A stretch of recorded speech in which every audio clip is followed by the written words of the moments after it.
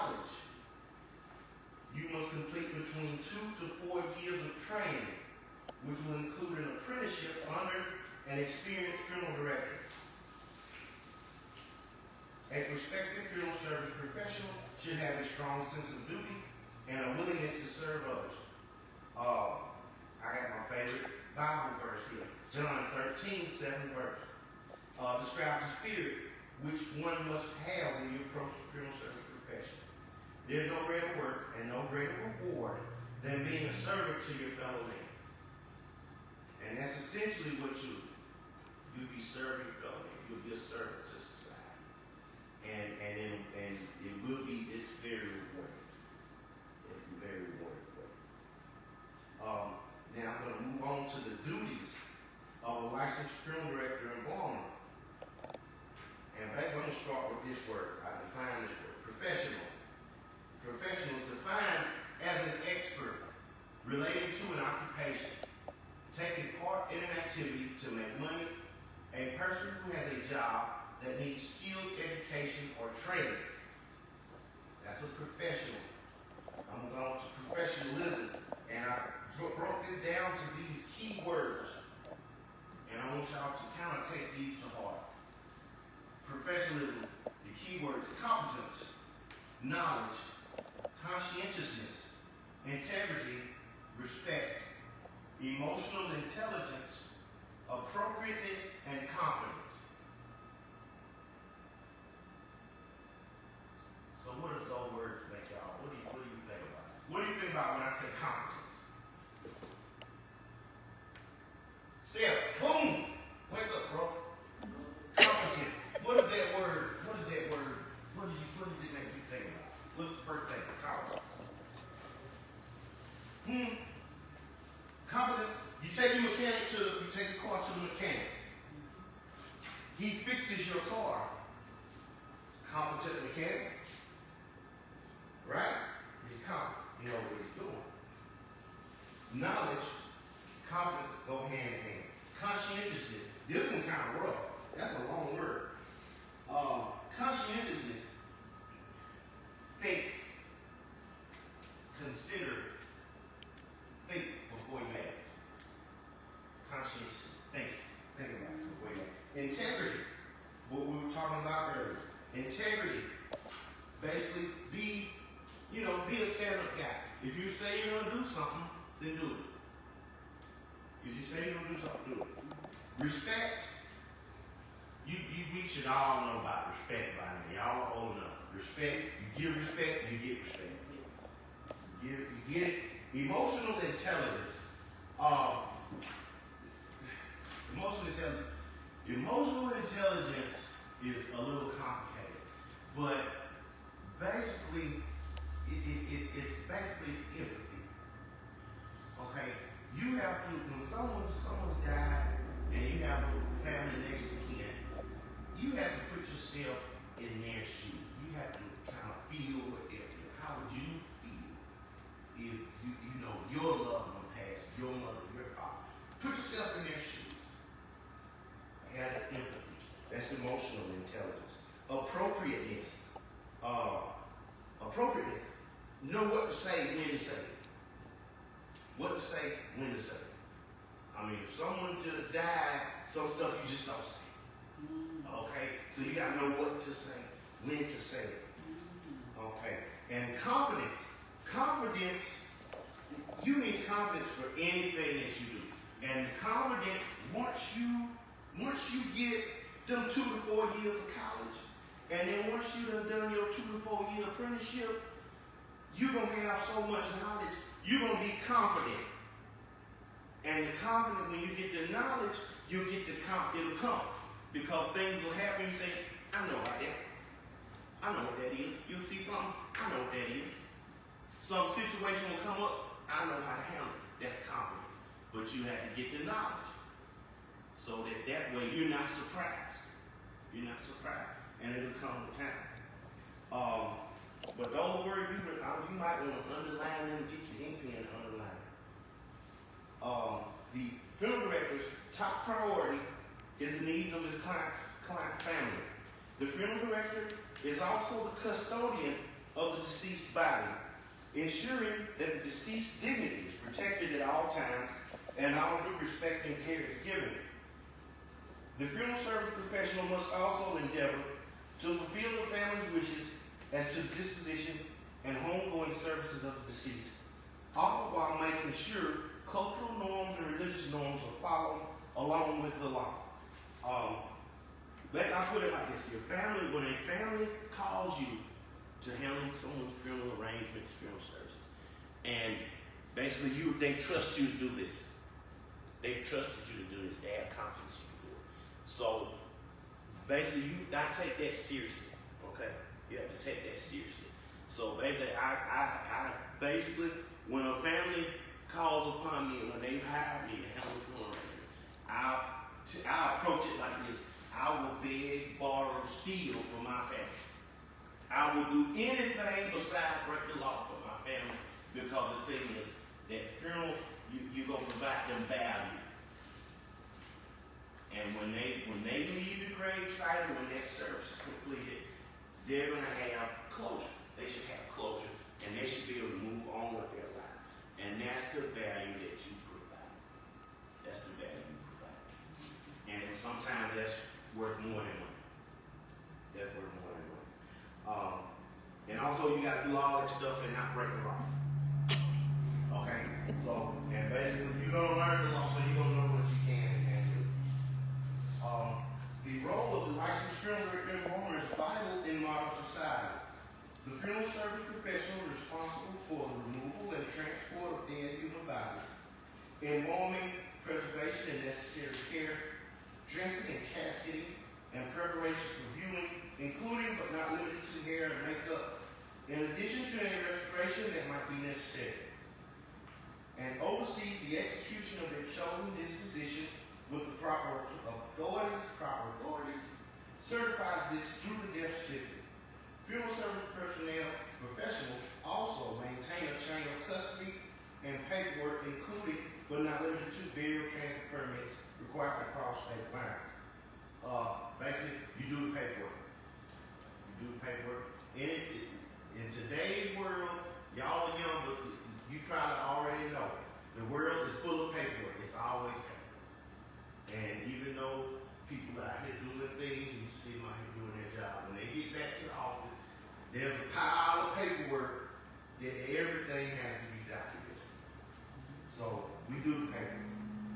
The funeral service professional must work closely with authorities, such as local police departments, county coroners, medical examiners, hospital staff and nurses, healthcare workers, ministers, clergy, church officials and deacons, cemetery officials, airlines and travel agents, and the public at large. So you're not going to just be stuck in the office. You're going to be out in the world. Like if you like moving and you like to be jumping around doing different things, you'll be all over the place. You'll be all over the place. You'll be in the cemetery tomorrow, you'll be in the church over here, you'll be talking to the chief of police the next day, you're going to be talking to the coroner next week, you're going to be talking to a doctor about a death certificate. You're going to be doing many different things, and you'll never know from one day to the next what you do. That's good communication skills. That's something I was telling them about. Every career that we listened to for the past 2 days has been communication. And our young people need to learn how to communicate. Because that gets you where you want to go in your profession. Yes, communication. Because we all work together, even though I'm just a funeral director. I work every funeral. I have to arrange for the funeral procession. So I have to talk to the police department. I need you here this time, we're doing this, and they'll tell me, oh, we're short on officers. Well, can you get me one? Can you get me two? Can you do this? Can you do that? Yeah, we can do that for you. We can do this. Can you what? When we coordinate, we work together. The cemetery officials, I have to call. And basically, I make a lot of phone calls. I talk to a lot of people. You're running around and you're doing a lot of different things. Talking to a lot of different people. And the communication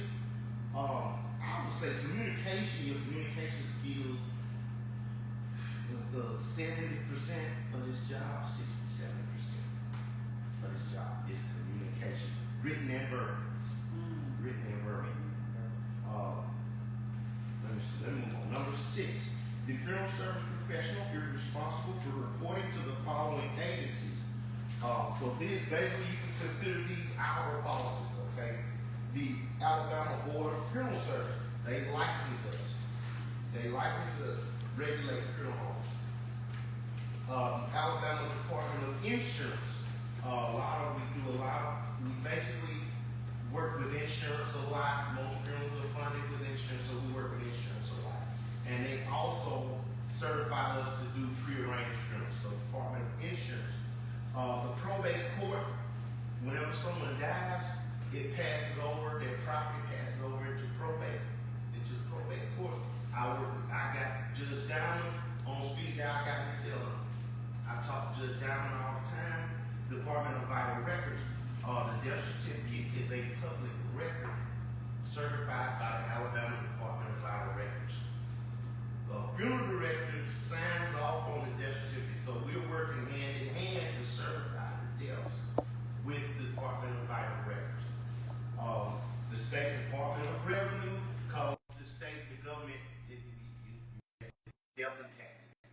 That's your only guarantee of all taxes.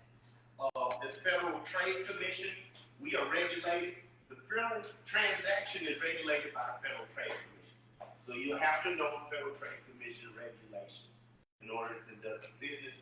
And then you have state professional associations. For us, that would be the Alabama Funeral Directors and Morticians Association, the Alabama Funeral Directors Association. And every state will have a different association. Now, some of the jobs that are in the funeral service industry, I started low and I moved up high, okay? So the first job is, I call it funeral home staff, attendant, and no title, okay? So this person here, these are the lowest paid positions. The duties of these jobs can vary widely between different funeral home establishments. Pay can vary wildly, okay? The examples are secretary, car wash, janitor, driver, on-call staff, service staff, groundskeeper. Now, even though these are low-paid positions, you won't need any college degree, you won't need anything like that. And all of these positions are important. All of this needs to be done. But basically, this is where typically most people start. If you were to go and go to the funeral home somewhere and go talk to the funeral director, and he would say, well, I started out when I was a kid washing cars.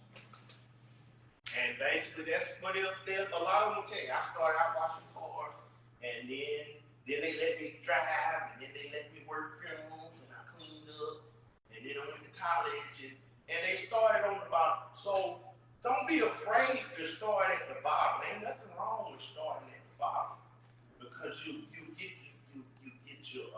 get what I call an indoctrination. Okay, you'll see those funeral directors, and you'll see how they're carrying themselves. You'll see how the business is being conducted. Even though you're out here washing cars, you'll see those guys doing their job. So when it's your time to move up, you'll know what's expected of you because you already kind of been around. Because if you be around something, it'll kind of rub off on you, okay? So don't be afraid to start at the bottom. Did you start at the top? Ma'am? Did you start at the top? No. Where did you start? I started back there washing cars and cutting grass and cleaning up. And then I got to drive a little bit, and then I got to work funerals, and then I got to pick up bodies, and then I went to college, then I started at one, so I started on the bottom. And it helps you to appreciate Yes. every position, Yes. I believe, when you start on the bottom, because you know what has to be done. And then if you get in a tight where there's nobody there, You can you come can back always go back to that position and do it again. and fill in where necessary. Fill in with And basically that's where that's the direction I'm getting. We're going up in pay, but we're gonna go up in responsibility also. The next spot is the apprentice funeral director and or apprentice embalmer. And I said different states may give this job a different title, but the duties remain the same. This person is licensed as a funeral service trainee with this state, and their progress is closely tracked. These people will be considered management trainees in most organizations. These persons are paraprofessional, may have or be working on a college degree, training under the supervision of an experienced licensed person. The pay will be higher, but so will the responsibilities. The apprentice funeral director and embalmer will work very closely with their supervisor for 2 to 4 years before they are eligible for license. The duties for this position will be assisting the embalmer with preparation, assisting funeral director with families and funeral arrangements, working funerals, embalming, dressing bodies, working insurance claims, and assisting with paperwork and running errands. And that really is, it could be anything, okay? This is kind of a short list, but basically, you'll be doing two. If you're an apprentice, you'll be doing all of this, but you might be doing some of number one too.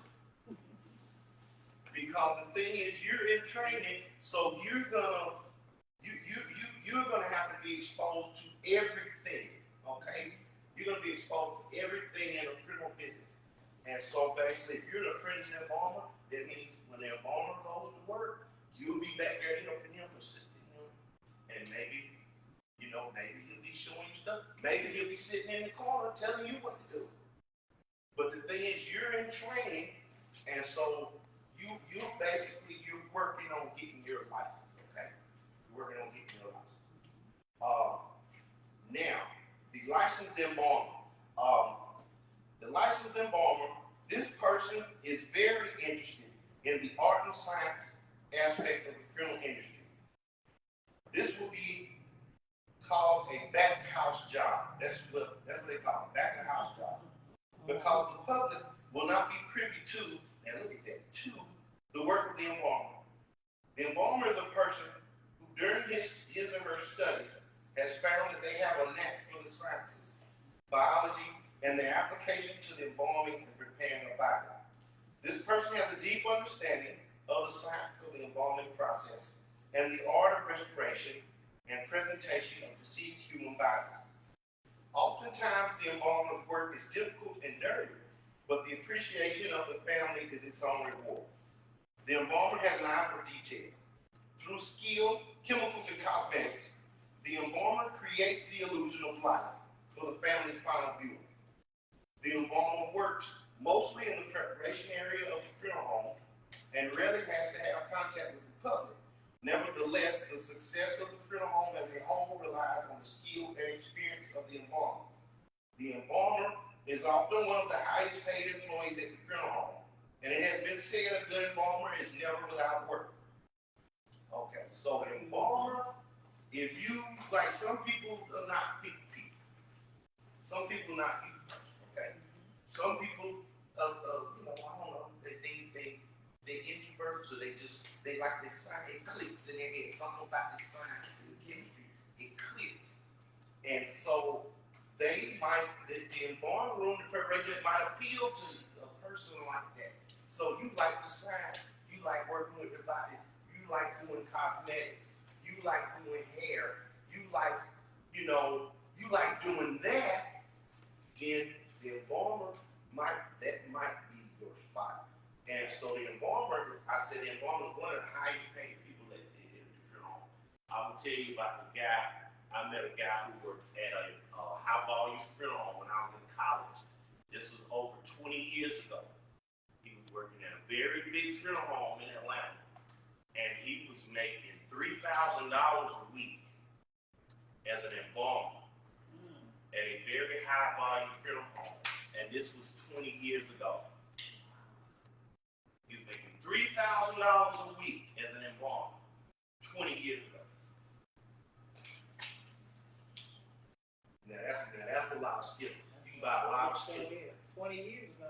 That was 20 years. So imagine. But you have to tell them how, why. Well, basically, he worked. Trading. He was trained embalmer, but you can take that on salary. You can do that on salary. Okay. But the thing is, if you invest in yourself and develop that skill set, the work is there, the money is there. Oh, I'm losing. They want to sleep. Hurry up. Okay. I put the cosmetologist here because basically, after the embalming procedure, a lot of times, bodies will need more work. You need hair done. They want, perm. They need a perm. They want braids. They want nails. Or they want, you have to go an extra step. So either a lot of embalmers that I know also are cosmetologists. And a lot of male embalmers I know, their wives are cosmetologists. Or embalmers that I know, they go to the hair salon or somewhere and moonlight at the hair salon to get their skills up so that they can put those finishing touches on their body to get that preparation, just the presentation of your body. You think about the funeral home when the family comes in for that viewing, and when the body's prepared and it's presented well, you're a superstar. You're a superstar. So that will make you so proud. If you were embalmer and you prepared that body, the family was very satisfied with your work, you are gonna feel like $1 million. You're gonna feel like $1 million, and they're gonna appreciate it. It's no job, like I don't care what you do, what are you doing, you will not see the appreciation that you will get from that family coming to that view. Okay, I mean, people, I don't care what you're doing, if you're a mechanic, but they're not really gonna get the appreciation that you will get from being the embalmer and preparing those bodies and doing the presentation. It's priceless. It's priceless. Now I'm gonna move on to the funeral director, licensed funeral director, funeral planner, funeral arranger. Okay, so the funeral director is a people person who works very closely with the family and next of kin to provide meaningful funeral services. The funeral director is responsible for all aspects of the funeral home, must ensure that the business is conducted according to the law and acceptable business practices. Funeral directors are among the highest paid in the funeral industry. They make the most money, but they have the most responsibility of any job in the funeral industry. The funeral director maintains good working relationships with local authorities, state government agencies, ministers and religious organizations, hospitals, healthcare workers, and other death care workers. The director is expected to maintain the chain of custody for the deceased and be prepared to certify the body's disposition on public record. The funeral director must be someone of good character, forthright, honest, and square dealing. The funeral director may be required to counsel the family throughout the arrangements. Conflict resolution skills are a must. The person must have deep empathy and be willing to go the extra mile to fulfill the wishes of the family. The funeral director should also have a very good working knowledge of business and probate law in order to carry out their duties. Also, the managing funeral director must be knowledgeable in financial matters such as bookkeeping, accounting, insurance claims, estate claims, and debt collection. The funeral director is really, I could have done 2 or 3 pages just on the funeral director. The funeral director is basically, you might be doing anything, okay? Like I said before, there's so many aspects to the business.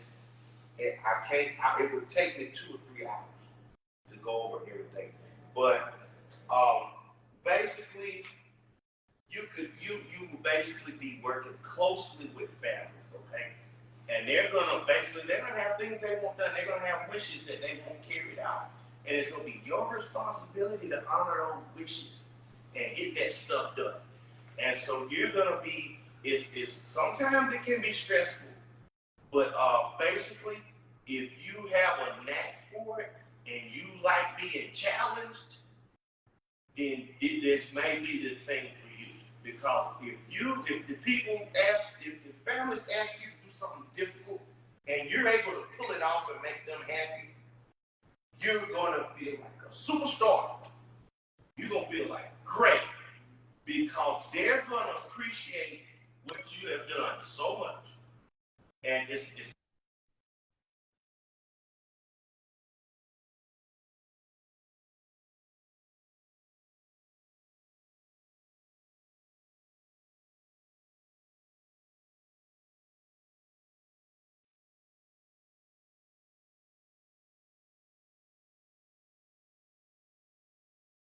a person, if you're a people person and you're willing to serve and you really want to help people, this could be, funeral directing, funeral service could be a good place for you.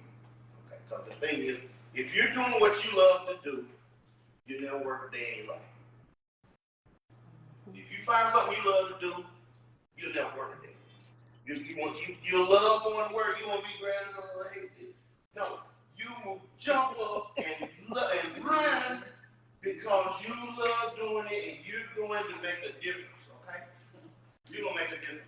So I put underneath the funeral director is the funeral planner and the funeral arranger. Okay. Basically, funeral directing is so broad, they had the funeral planner and funeral arranger just came out within the last few years, okay? So when I think of a funeral planner, think about Aretha Franklin funeral. Did anybody see Aretha Franklin funeral? Aretha Franklin, huge, right? Huge. Or Michael Jackson funeral? Whitney Houston. Okay, famous celebrities. Now they might have a funeral home administrating over the services, doing the paperwork and stuff like that. But they probably hired a planner to actually plan and execute that ceremony. And basically, the funeral planners, you're talking about a celebrity, you're talking about very elaborate or very complex funeral home, very complex funeral services, crossing state lines, multiple funeral homes involved. Someone's got to coordinate all this stuff. And that's when you're getting into the realm of the funeral arranger, funeral planner. And usually there's increased costs. There's increased costs along with that, but funeral planners may be licensed, may or may not be licensed.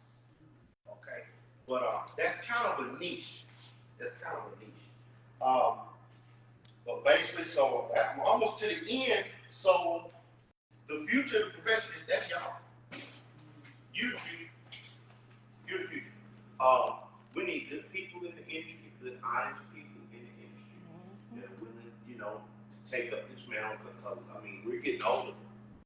I mean, I'm third generation funeral director. I'm 43, and basically, we're getting older, and we need young people to get into the business. There's a shortage of people in the business. When you say there's a shortage, what does that mean? Basically, that means that there are funeral homes.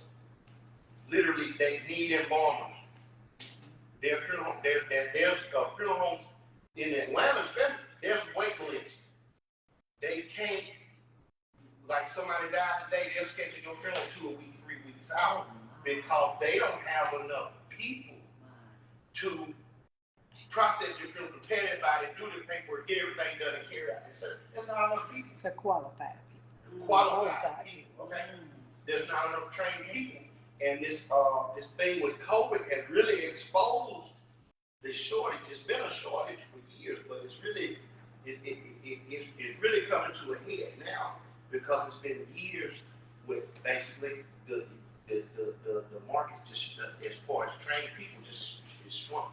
It's shrunk because as older people retire, there are no new people, young people coming in to pick it up. So the actual number of trained people shrink. It's smaller and smaller and smaller. Now you might have to move somewhere. You might have to go somewhere. You gotta go where the money is. But I tell you that you will not. If you want to work, you will have a job. You will not be broke. Bishop, tell them about the necessity to be trained. Anybody can. We've gone a lot. Oh, okay. We've gone a lot. Yeah, but basically, well, as far as the training, I am gonna hit on that. I'm gonna touch on that again. Getting your education and becoming trained and becoming professional. I'm gonna roll back to professional. A professional is somebody who studies this stuff. When you say you're a funeral service professional, anything that got to do with funeral home, you should be like a sponge, soaking any information up. So when anything happens, you should have a working knowledge. That's why the funeral director, that's why I said it could be 3 pages. You are familiar with every aspect of the business. You might not do the embalming, but you know how to do it. You might not actually put hands on the insurance claim, but you know how to process. You know what to do. And the people in your staff, they might assist you with these tasks. But it's important that you know what to do. You know how it should be carried out. That's what being a professional And that only comes with training. And well, it comes with training, but the thing is your licensure. I recommend anyone here. I don't want to see you as funeral home staff. I don't want you there. You don't want to stay there. I don't want you to might stay go there. But don't stay there. Your goal should be Yeah. licensed funeral professional, licensed funeral and director, licensed embalmer. Because what the license does is just like your driver's license. You got the driver's license. It gives you the privilege to drive on state roads. Your funeral director license gives you the right to charge money. When you get that license in your hand and you walk in the door and you can say, I'm a licensed embalmer, you want me to embalm for you. You could be just like that guy was telling you, I need $3,000 a week.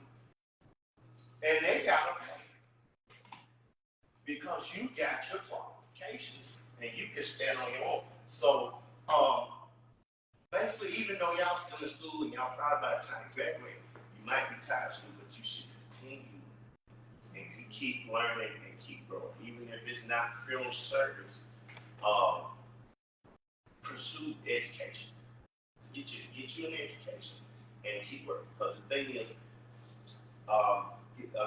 college education, it might not guarantee you a job, but it opens the door, and it basically statistically has been proven that you're going to come in the door at a certain pay level, simply because you got a degree.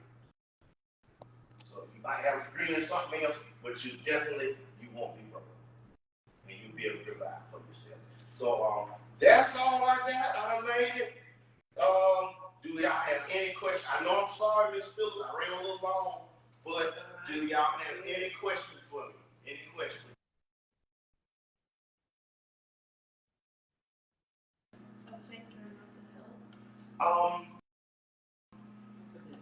That's a very good question. What did she say? Okay. One of the things that you're gonna have to learn if you get into this business is you gotta learn to compartmentalize things sometimes. Okay. You gotta compartmentalize. So basically, like when you're at work, you're dealing with a lot of death, a lot of sadness. But the thing is, when you clock out or when you walk out, you go home, you got to leave that stuff. You gotta leave that stuff at work. And this is at work, and I'm done with that. So when I get home to my husband and my kids, I'm not worried about what happened. But I tell you, burnout is a problem, but you gotta find ways, healthy ways to cope. One thing I say, that this is my vacation, you need at least 2 weeks of vacation a year. At least 2 weeks of vacation a year. You understand that? So you need breaks. And these breaks, and sometimes that's what keep you going. Because when you have a rough year and you're dealing with all this sadness and all that death and all the funerals, but you thinking, ooh, I'm going on vacation in September. I'm gonna keep working. And sometimes that'll give you just enough juice. I'm going to Hawaii this fall, you know, and sometimes that'll give you something to work towards. And it'll give you something to work towards. I'm going whatever. I'm going to Vegas. And sometimes that little bit, that reward for yourself will give you the spirit to keep moving, but you have to protect yourself emotionally. You have to protect yourself and find healthy ways to cope. Find healthy ways to do that. And do you go to church? Do you believe in God? Sometimes you gotta pray. No. You know how to pray? Well, sometimes you just gotta pray. I had to do that. You gotta do that too. But basically, that's what I do. When I leave work, I'm done with work. I don't care what happened. I don't know what. I don't care what happened. When I go home, I'm home. And I leave work at work. And you kind of do it in your head. And you shut that door and you clock out. You're done. Did that answer your question? Okay. We heard that compartmentalized in with the police officers. Yes. Because the same thing that they see a lot. And it can affect their mental health. Yes. We actually, young people deal with a lot of things that can affect their mental health. And what they have to do is learn how to deal with it. That's very important. Yeah. Thank you for that. Yeah. Compartmentalized. You know what that means, though. You really understand that. You know? Okay. Let me see your little package. I gave you a package, right? So, let's say, when I say compartmentalized, let's say this is your brain. This is your brain, all right? You got a fan in your brain, right? You got a fan in your brain. And you got an ink pen in here, you got stuff in your brain. So let's say something bad, this is something bad happened at work. Something bad happened at work, right? I saw something bad. And when I compartmentalize it, basically, on this bad thing, I'm gonna put this in an envelope and I'm gonna throw this in my head. So that bad thing, that's over there. That bad thing, though. So you buried it inside. You cannot bury it. You gotta draw a line in your head and say, I'm not dealing with that. I'm not dealing with that. That's not gonna touch me. But you do it in your head. You do it now, you just don't know you do it. Because bad stuff happens to you, right? At school, at home, whatever. And it hurts your feeling or whatever, but then you say, I ain't studying that. I'm gonna keep moving. And that's kind of how you have to be. You have to put that stuff away, put it in your head. Now, I don't want all in your bags. But there you goody bag there. Sorry. There goes your goody bag. But you compartmentalize your stuff. You put that stuff, put it in the closet. Get rid of it. Because you can't let that affect you and bring your spirit down. Because you can't help nobody if you let yourself off, you ain't gonna be able to help nobody. So you have to protect yourself emotionally. I know we have some other questions. Yeah, any more questions? Have you ever been scared or nervous working in the bodies? No. Wow.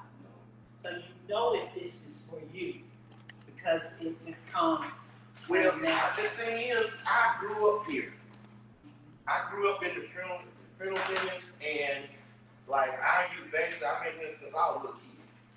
So I was never afraid. I never remember being afraid. I don't ever remember being afraid. Nothing to be afraid of. No, nothing to be afraid of. Of course. Dead man ain't gonna do that to you. Dead man about to live people. It's the live people. Live people are dangerous. Anybody else got a question? Got some more questions? Any other questions? You don't direct your own family, do you? Like your own family does. That's a good question. Good gracious, girl, you on the road. All right. Like I was saying, protecting your